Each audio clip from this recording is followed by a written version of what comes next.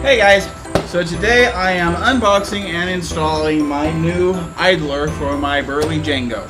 I bought this at tcycle.com, TerraCycles, cost $100. I think it's kind of pricey, but if it does the job, I guess I'm okay with it because it's really the only other option out there. I've been using my homemade one for the past year and a half maybe, and it's just kind of worn down to the point where every time I try to get into an ultra low gear going up steep hills, as soon as I pop it into that low gear, it comes right off. It won't stay on the sprocket. I figured out the issue.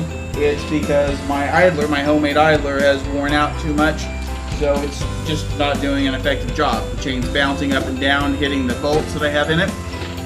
So if this one does a better job, well, I'm happy I spent the $100.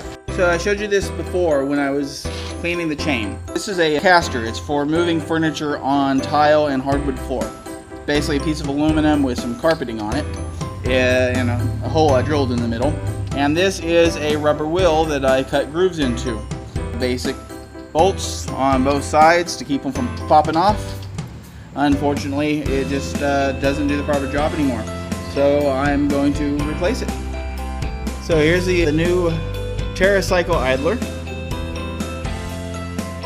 Got some cogs, got a smooth surface there. These are a lot more sturdy than the bolts I was using to keep the chain from popping. Let's hope it works well. We'll see. Here's the old pile of parts I had that made up my old idler. It worked well for a long time, but I think it's time for an upgrade because you just can't ride your bike like this. So what I had to do was use the 6mm spacer here, 4mm spacer there, nut jam, and then I had to get a spacer from my old setup and put it here. It's another 6mm one, which allowed me to get it in just right. I got it on. I'm a little disappointed. The directions were actually wrong. The directions on this says I don't have to reuse any old parts. The parts that it came with didn't work. So all that's left is taking it for a ride. Really is a beautiful bike. I love my bike. I got the new idler installed. I'm going for a test ride. I'm going to try to make it up the hill that always caused me to derail my chain.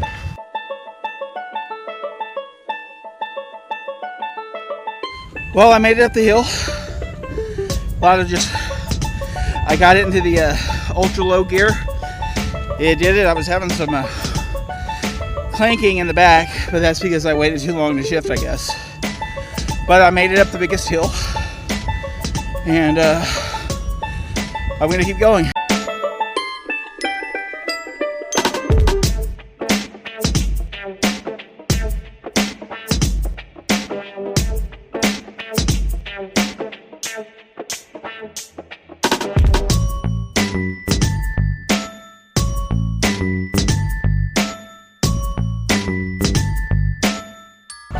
So I made it to the school that I work at.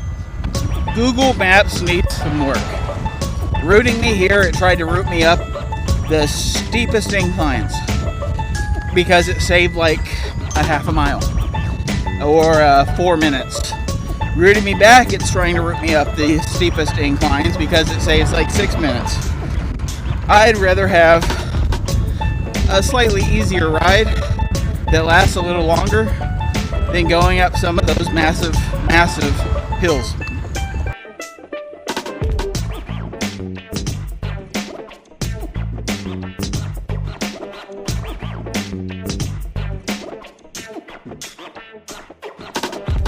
Well, this ride's been cut short.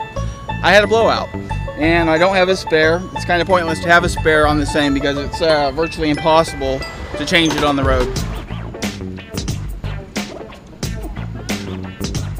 So I'm riding along, I come at the stop sign behind this car with a really loud exhaust. I hear this really loud pop!